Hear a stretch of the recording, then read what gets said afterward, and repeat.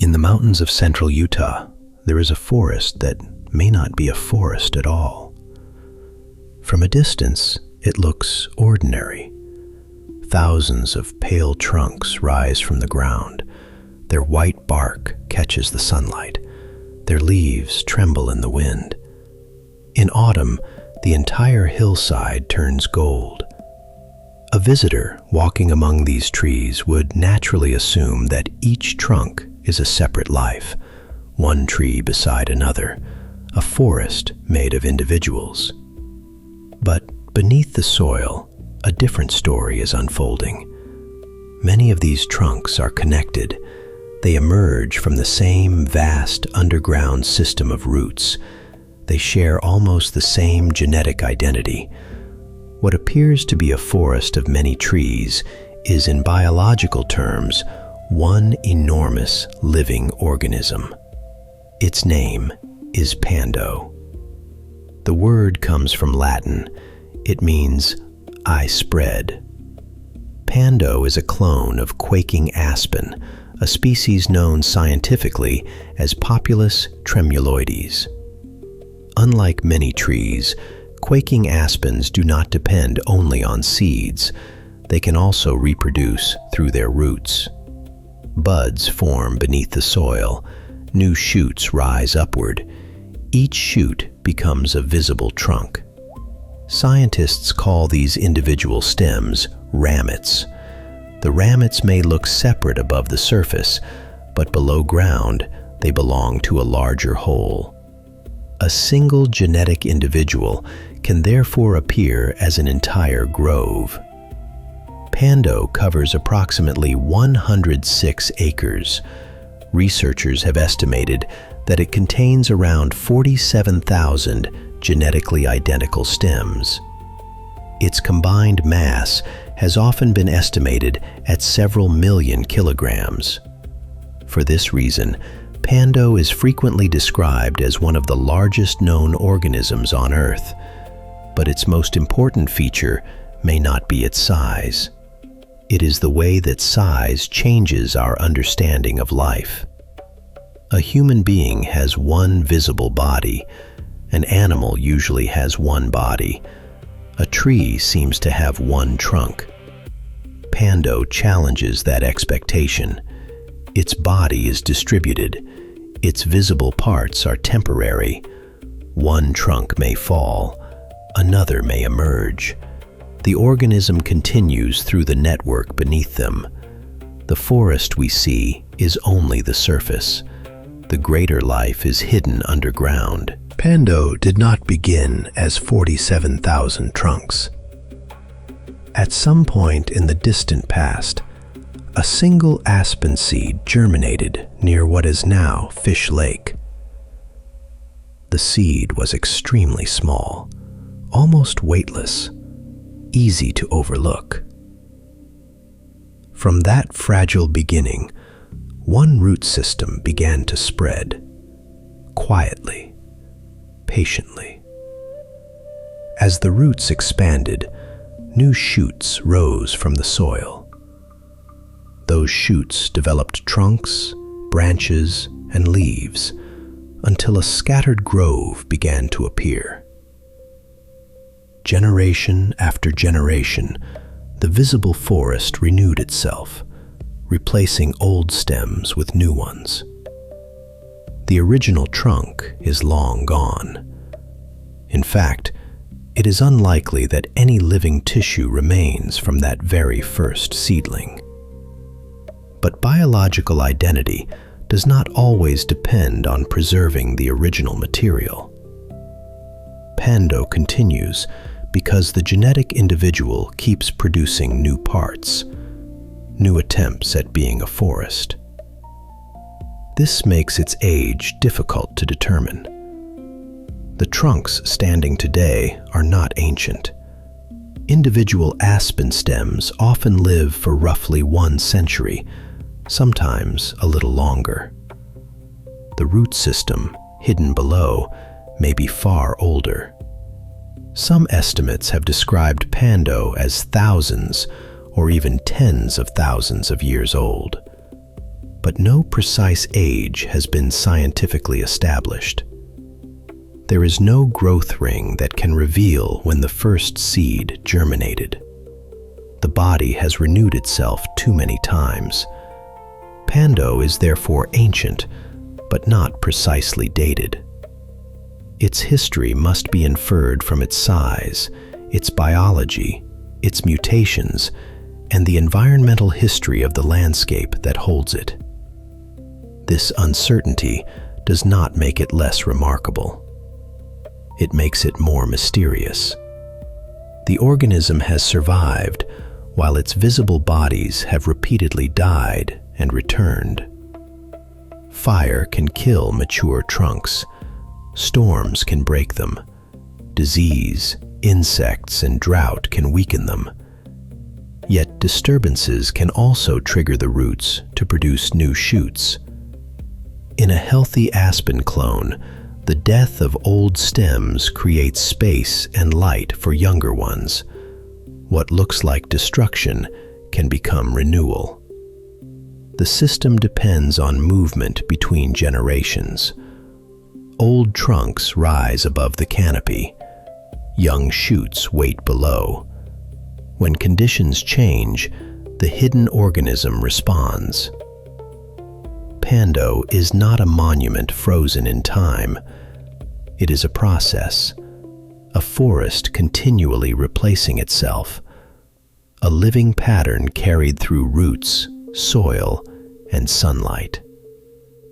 This also makes the boundary of the organism difficult to imagine.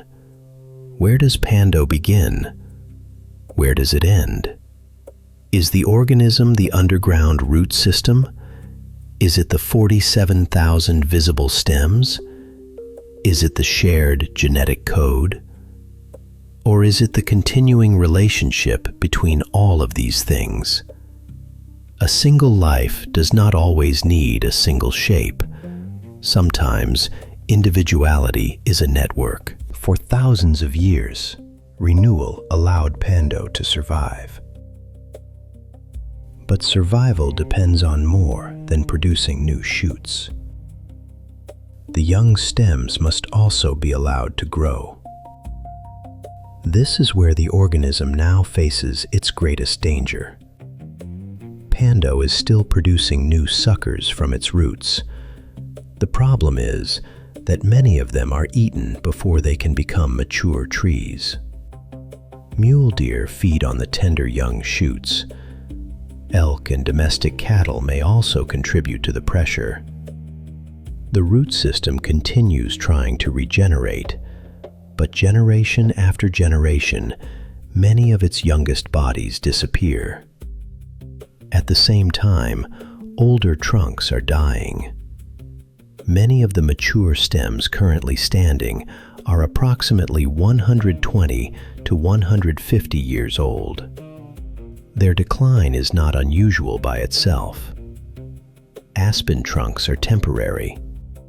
The danger appears when old stems die without enough younger trees rising to replace them. A forest can contain thousands of living trunks and still be losing its future. Researchers have described a long-term failure of recruitment in large, unprotected areas of Pando. Small shoots appear, but too few survive long enough to become part of the upper forest. From above, historical photographs reveal a gradual thinning of the canopy. Open spaces expand. Mature trees disappear. Other vegetation begins occupying the gaps. The organism is not dying all at once. It is losing the ability to replace itself. Human activity has shaped this problem. Roads, buildings, and campgrounds have divided parts of the landscape.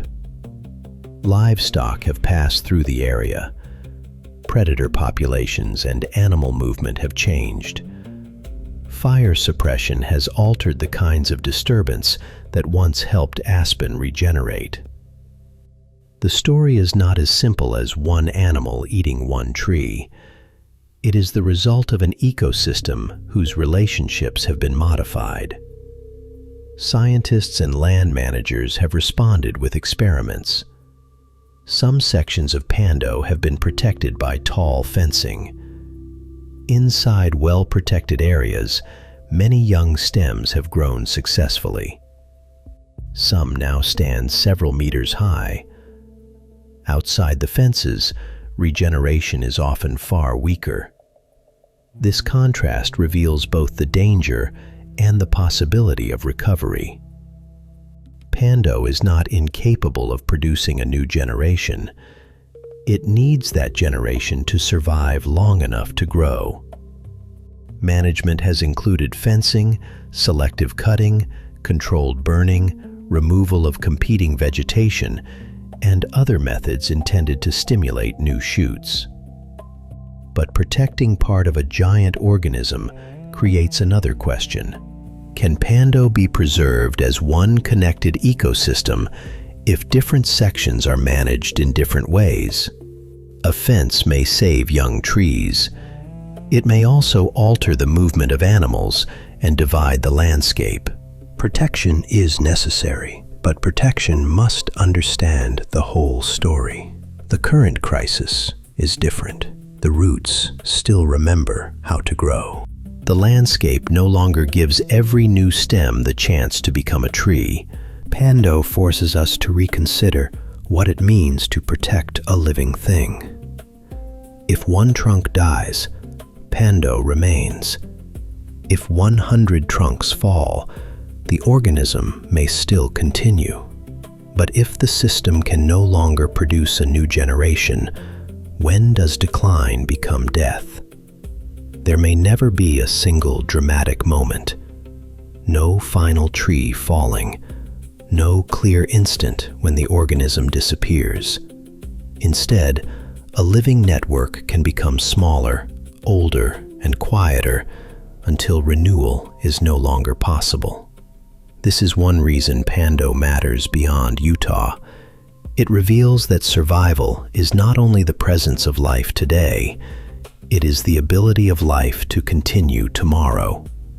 A landscape can appear green while its future is already being consumed. A forest can look alive while losing its youngest generation. And an organism can remain enormous while becoming increasingly fragile. Pando also challenges the human desire to separate the world into individuals. We count trunks because trunks are visible. We place boundaries around bodies because bodies are easy to recognize. But the natural world often survives through connections we cannot see. Roots share water. Fungi connect plants. Nutrients pass through soil.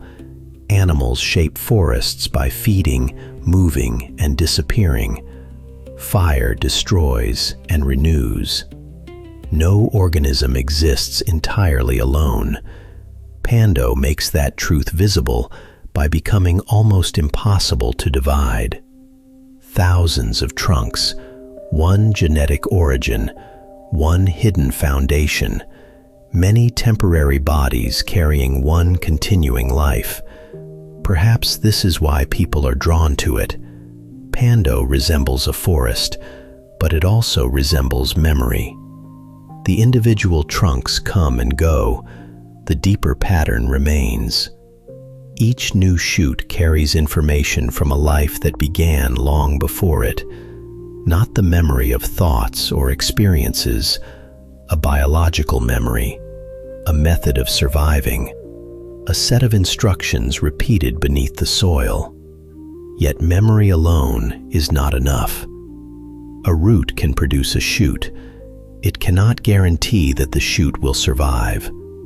Continuity depends on the world surrounding it, the animals, the climate, the soil, the disturbances, and now human choices. Pando does not ask to remain unchanged forever. No living system can do that. It asks for the possibility of renewal, a chance for young stems to rise where old ones fall, a chance for the hidden organism to continue expressing itself above the ground. The forest may be one tree, but that tree depends on an entire landscape. And perhaps the greatest lesson of Pando is this: a life can be vast, ancient, and powerful, yet still depend on protecting its smallest and youngest parts. Because the future of the giant does not live in its oldest trunks. It lives in the fragile shoots that have not yet become a forest. Thank you for watching. If this story made you see the world from a different perspective, subscribe to Silent Nature Mysteries. More mysteries are waiting to be discovered.